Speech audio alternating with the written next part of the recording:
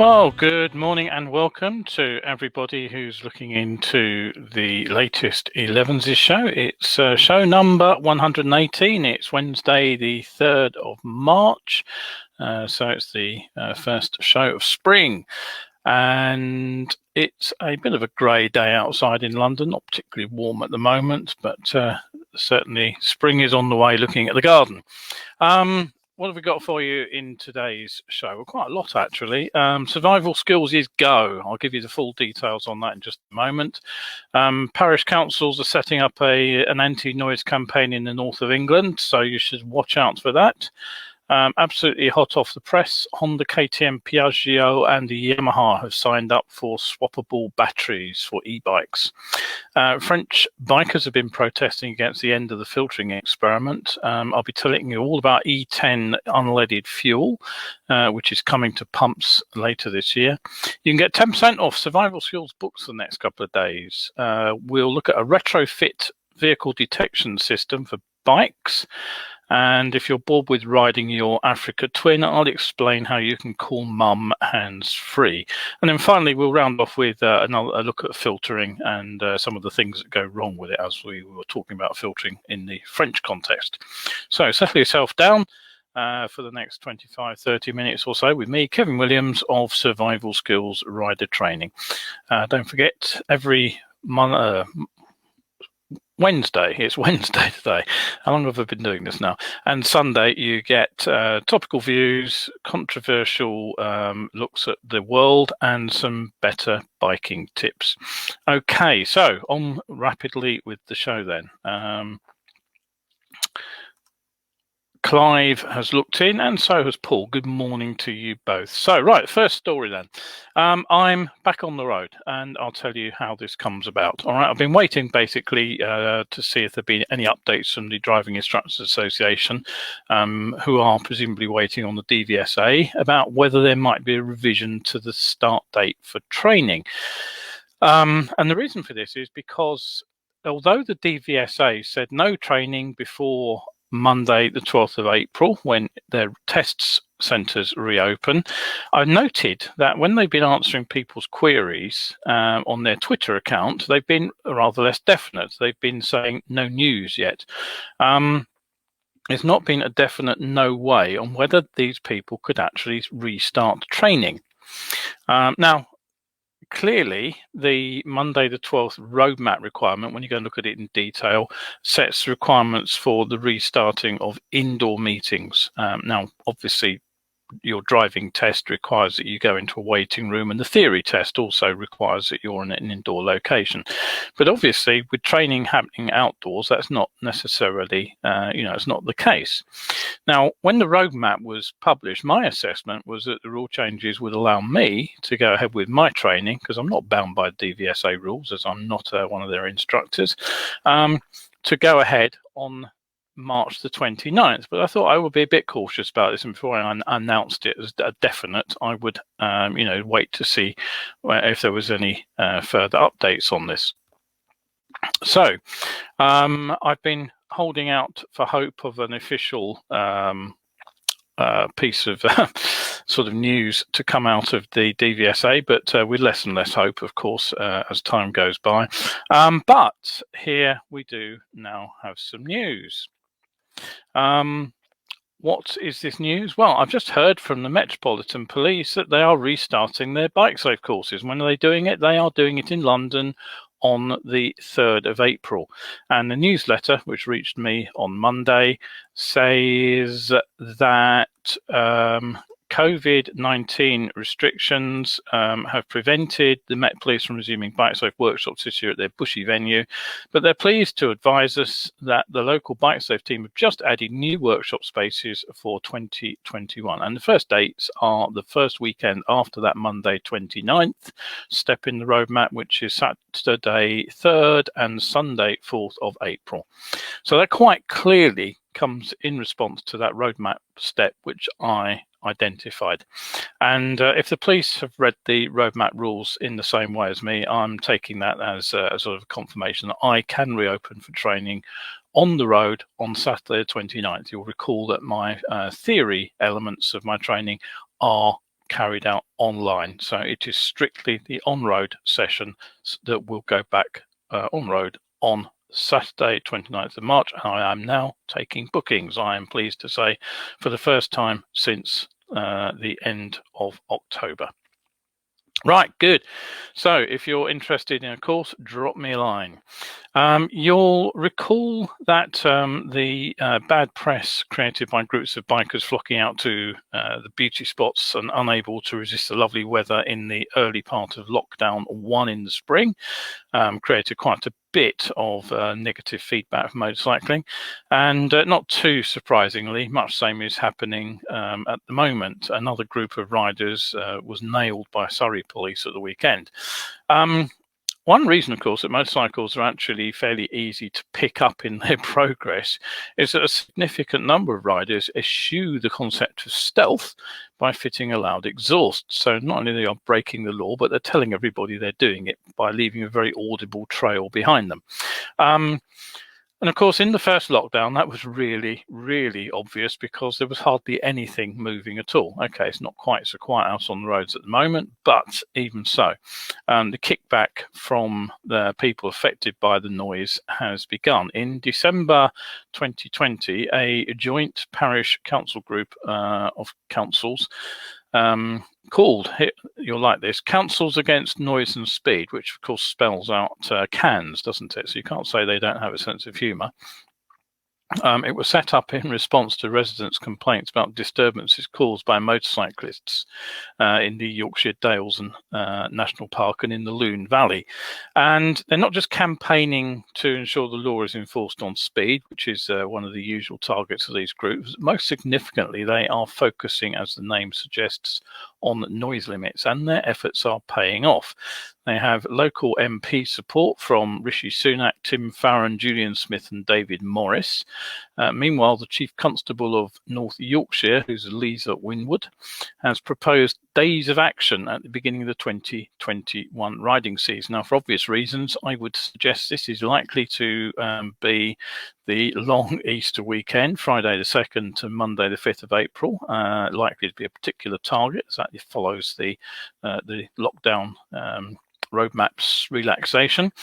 And so basically riders in Lancashire, North Yorkshire and Cumbria can expect, and I quote, an uplift in the number of safety camera vans and an uplift in the number of traffic officers for stopping vehicles and conducting physical examinations for construction and use offences.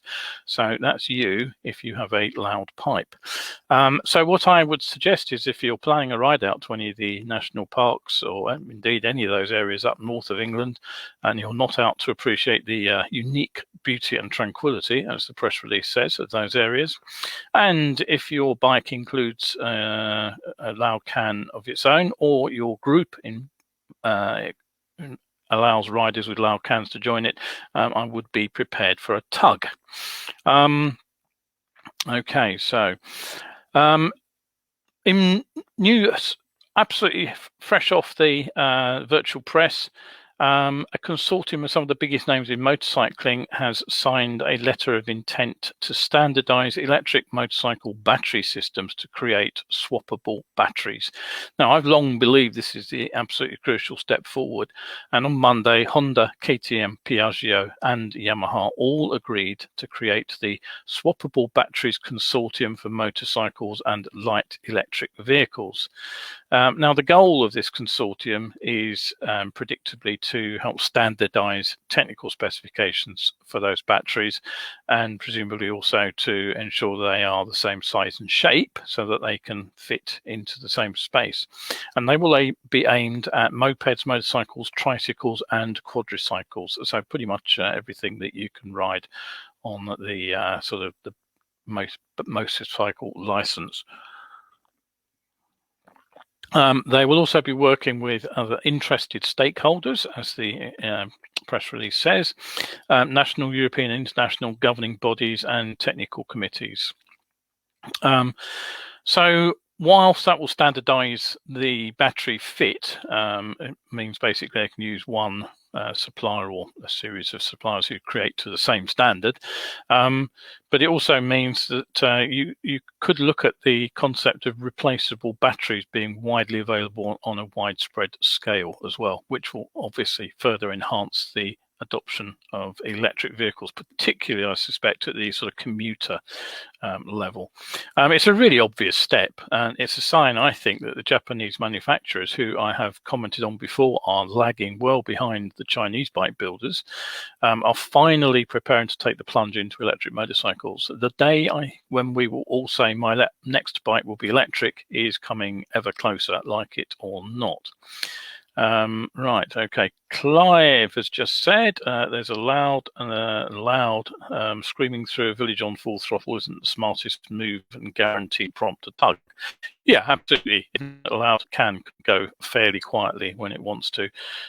Some of the standard exhausts on some bikes, the R6 I remember was particularly raucous, even with a standard exhaust system on it. But you know, some silencers are loosely defined as silencers. They are ear splitting. Right, okay, you are watching Kevin Williams here with Survival Skills show. Elevenses. We're here every Wednesday and Sunday at 11. You can catch me on YouTube if you have missed the show here. Survival Skills with a UK on the end. Don't forget that all important UK. It's also obviously available here on Facebook on Catch Up, and also on my Coffee page as well. More details on that in a minute. So hopefully we'll see you on a regular basis. Now, over in France, filtering between lanes of slow moving or stop traffic has always sat in a kind of grey area. If you go to France and read the rules, it says no filtering. If you actually watch what riders do, you'll see they filter, particularly in big cities like Paris. So it's been technically legal, practically tolerated, you know, unless you weren't a complete numpty when you were inviting being pulled up. So under pressure to actually legalise the practice, the French government, you may recall, introduced a widespread but temporary experiment which legalised filtering in a number of different French départements. And last month I reported that the trial had come to an end, but with disappointing results. The government followed up the announcement that the trial was over with threats of pricey fines to riders who continued to filter. Of course, the French being French, that didn't stop issues at that point, and the angry motard hit the streets in a big way. Let me just get that picture up. I'm trying to share the screen. There we go. That's the right picture, isn't it? So more than 20,000 motorcyclists are reported to have come out in response to a request by the French Motorcyclists Organisation. That's the Fédération Française de Motocyclistes en Colère, angry bikers, and they did their usual trick of bringing streets to a standstill, as you can see. Thanks to the sort of franglais translation of the press release, I'm not entirely clear about the sequence of events, but it does appear there's some backtracking going on. Marie Gauthier-Melleret, who's the interministerial delegate for road safety, was reported as assuring the FFMC at a meeting last week that a ban on filtering in the future was not absolutely envisaged. However, it doesn't mean that the filtering is legal. As I said, it's not in the French version of the Highway Code, and you will get fined. So the result appears to be a reasonable compromise.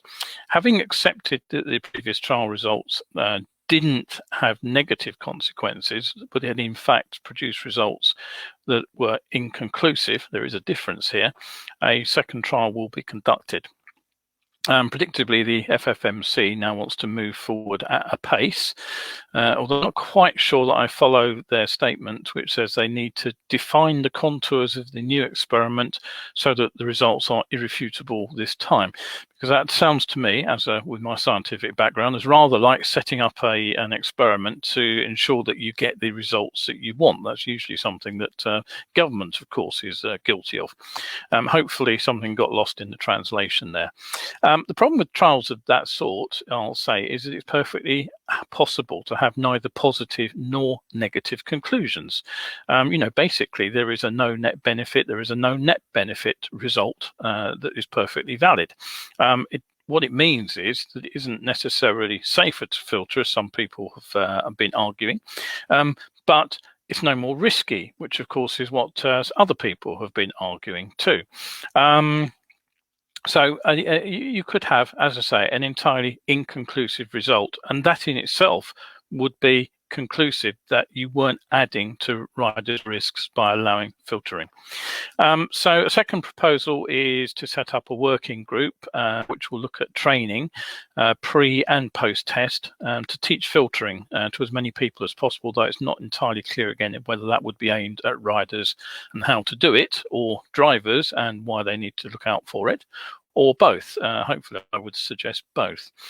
Whilst waiting for the new trial to start, though, be alert to the fact that filtering remains prohibited and riders could be fined if caught doing it. Now, interestingly, the FFMC doesn't say don't filter in response to this latest step, but basically says to riders, adhere to the rules of common sense defined during the implementation of the previous experiment, be vigilant, I wonder who for, and immediately notify them if any tickets are given. So, right, that's what's happening in France on the filtering front. So bear that in mind if you're planning to head abroad sometime earlier this in the spring. Okay. In other news, fuel stations will be switching to E10 unleaded fuel. Now that's fuel with a 10% bioethanol mix, and that will appear at the pumps in December. Start again in September. The DFT said that supplies of E5 petrol with only a 5% ethanol mix will be maintained in the form of super unleaded for a minimum of 5 years from now. Bioethanol is, as you probably guessed, made from materials such as low-grade grains, sugar refined from crops such as sugar beet, and also from waste wood. Now, as it isn't a fossil fuel, it's deemed a renewable resource like solar or wind power. So on the plus side, that could remove vehicle emissions to the equivalent of 750,000 tonnes of CO2 each year, or equivalent of taking a third of a million cars off the road. E10 petrol isn't new. It's been available in a number of countries, including Finland, France, Germany, and Belgium for quite some time. I've actually filled the bike up with E10 on a number of occasions, and it's performed quite happily. I haven't noticed any difference with it at all. Having said that, the bad news is that price of fuel per litre at a pump is likely to go up around 0.2 of a pence, because it is a bit more expensive to produce, and the energy content of the fuel goes down slightly. So the fuel consumption will rise a little, though, as I said, I didn't actually notice any issues myself when using it in France. The big problem is likely to be that it could cause problems for older vehicles, and this is where the shock horror story starts to run a bit wild, because if you read some press releases, they're saying it could be a problem for vehicles built as recently as 10 years ago. Well, it certainly will for a few, but I'll explain why most of us don't need to worry in a moment. The problem is that the ethanol which is in the fuel actually absorbs water. It's what's called hygroscopic. And that water obviously finds its way into the mechanical bits of the fuel system in the car. And you can end up with condensation in fuel tanks, in fuel lines and carburetors. And the ethanol itself is corrosive and a solvent. It can attack brass, copper, lead, tin, and zinc, which you might find some of those in soldered items, for example. And it can also eat its way through rubber, plastic, and fiberglass. So hoses are likely to perish more quickly. They won't fall apart overnight, but they won't last as long.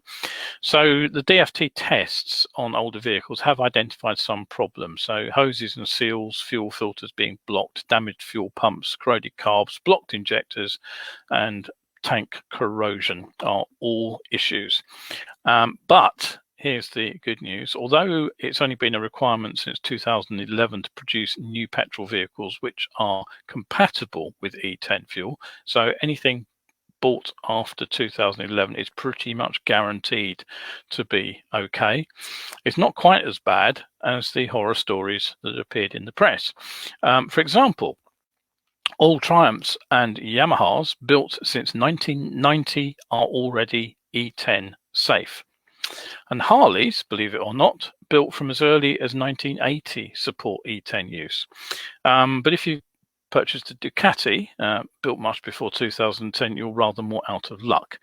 So your bike's handbook should state what your bike can cope with. But if you haven't got one, here is a handy list compiled by ASIM, the European motorcycle manufacturers. I'll just pop over to the comment, the banner bit. Where's it gone? There we go. Right, just pop that up. That's the link to go to if you need to find out that whether your bike or is actually E10 compliant. If you have a car, there will be a DFT E10 vehicle compatibility checker. So what if you have an old bike like my CB250 RSA, which dates from 1880? Well, the immediate advice is go straight to the super unleaded pump. That'll pop your fill up. It's about 15p a litre more expensive at the moment, which will probably bump on about £3 on a 20-litre tank fill up. My little bike doesn't carry that much fuel, so I'll notice about £1.50 increase in a fill up. Most super unleaded E5 currently contains around 2 to 3% ethanol. One thing that will be made clear when you get to the petrol station is that the E10 or E5 content will be clearly flagged up on the fuel pump. So you just look at that pump and see whether or not you're filling up with the right fuel. If you accidentally put E10 into a bike that should be on the E5, don't panic. Just top up with E5 as you go, preferably when you've used about a third of the tank. What about storing the bike? Because that's another potential pitfall. It is recommended not to put a bike or any vehicle, in fact, into storage with a full tank of E10. The answer is to run the tank down to reserve, then top up with E5.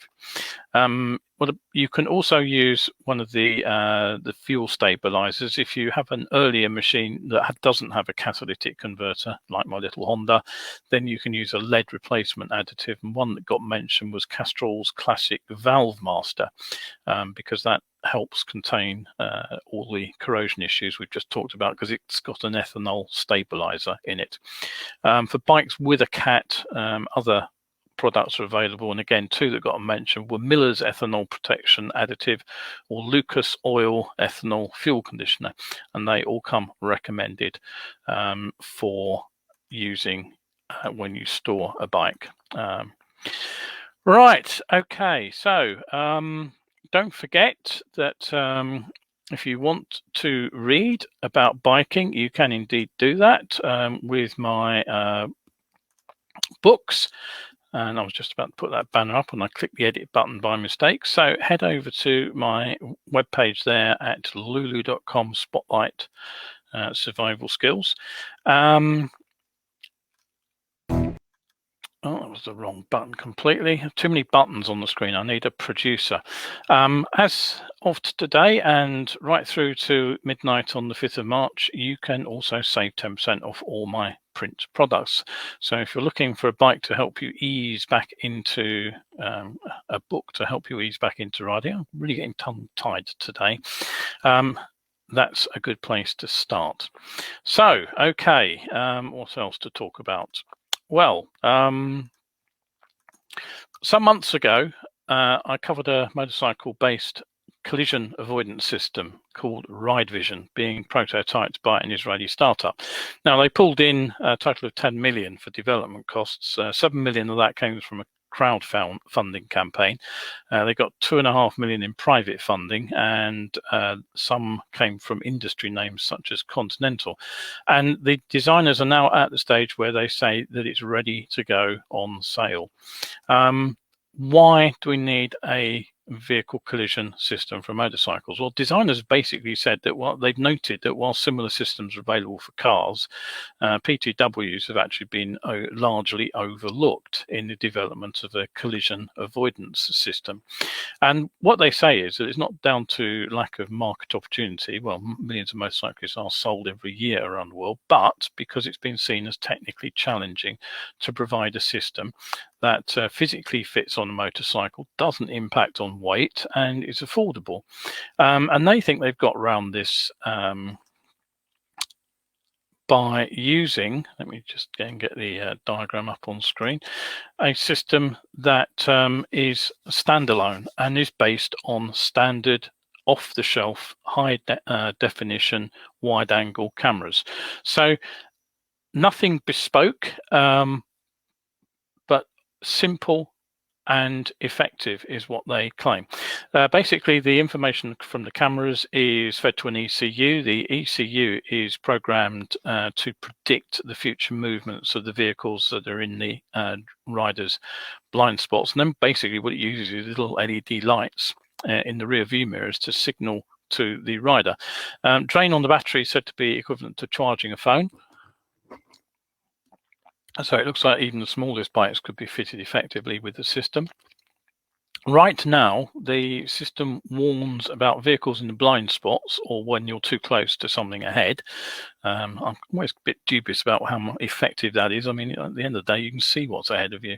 But they do suggest other functions which may be added, including a vehicle too close behind.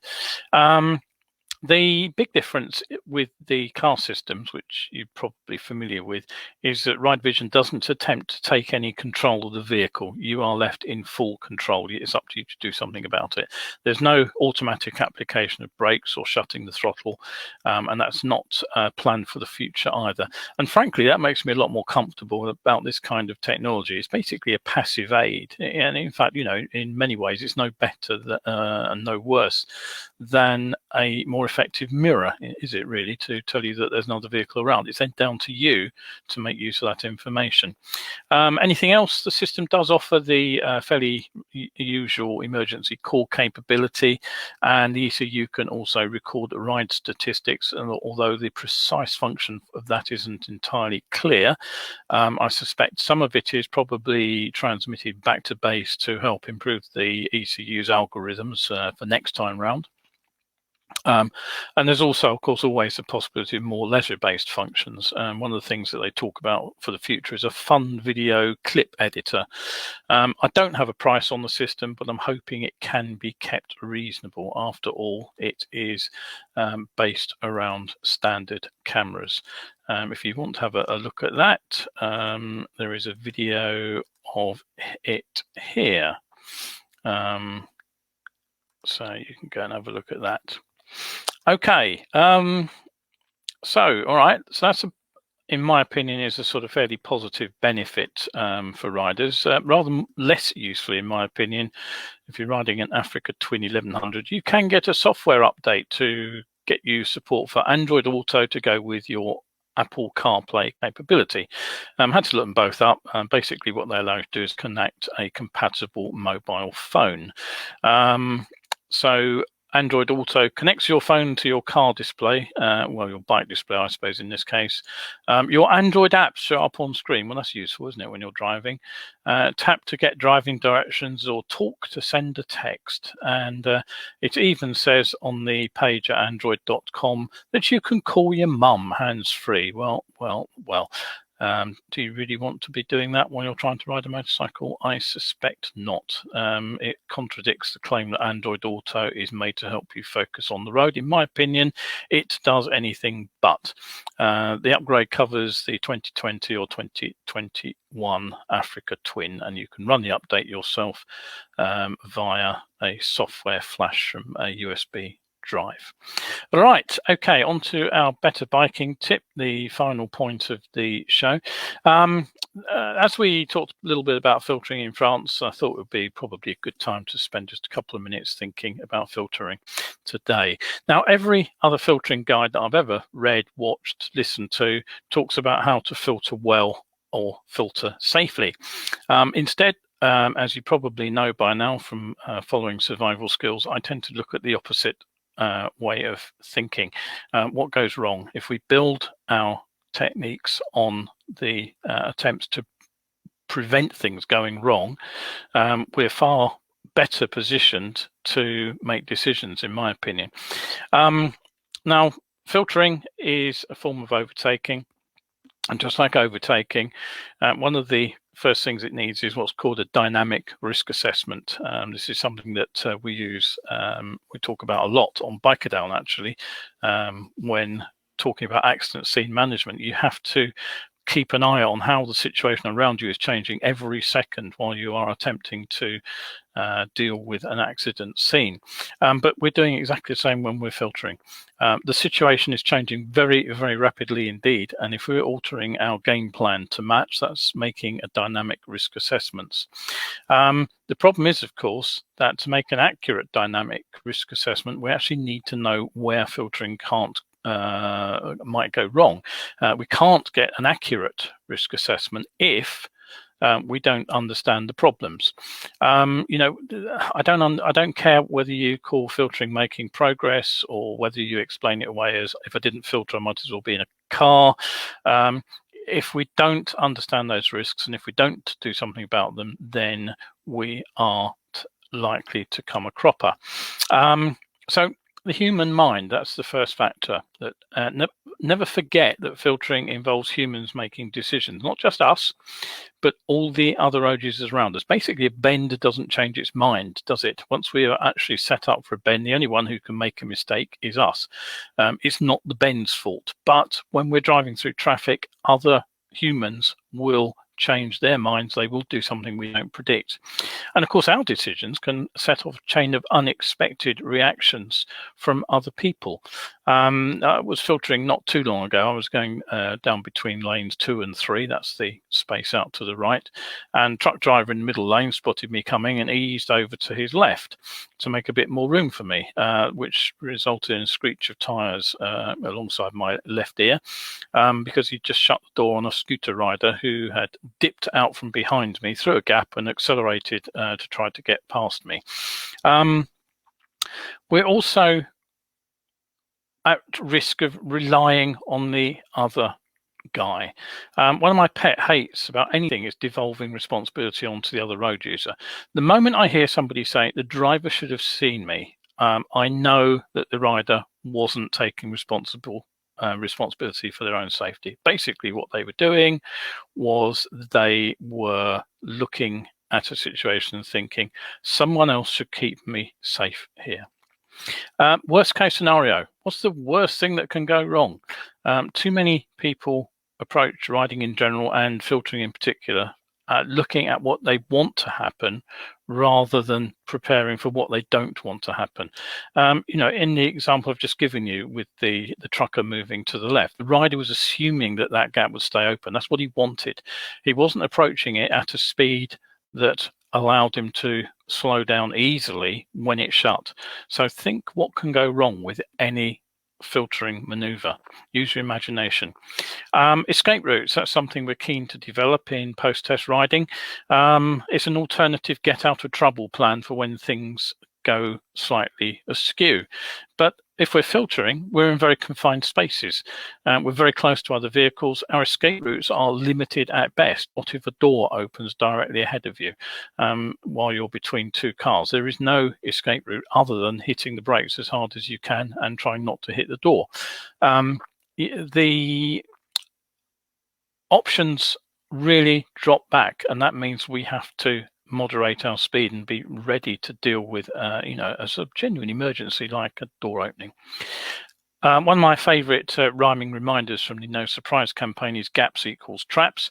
Anywhere there is a gap in the flow of traffic, there is the potential for a rider to cross another vehicle to cross our path. And somewhere here I have the appropriate picture. There we go. It doesn't matter whether the driver should have waited till all the traffic had cleared. It doesn't matter whether the driver should have somehow tried to look harder for the bike. The rider has to be able to deal with that situation, come to a halt. He's the only one who can see what's happening. The driver is sitting way back in the blind spot created by the bus. The car can't see the bike. The bike can see, or the biker can see the car. So watch out for that crash, but also don't forget the other one, which I talk about on Science of Being Seen, the oncoming vehicle that turns across your path. It's particularly likely, of course, if there would be something like the bus coming the other way, and that would block the driver's view if he turned across the rider's path too. It's a big urban killer, and most riders who filter are completely unaware of that particular problem. And of course, the moment you've got a gap, you'll find cyclists, pedestrians, and as I say, scooters changing lane in front of you as well. And pretty much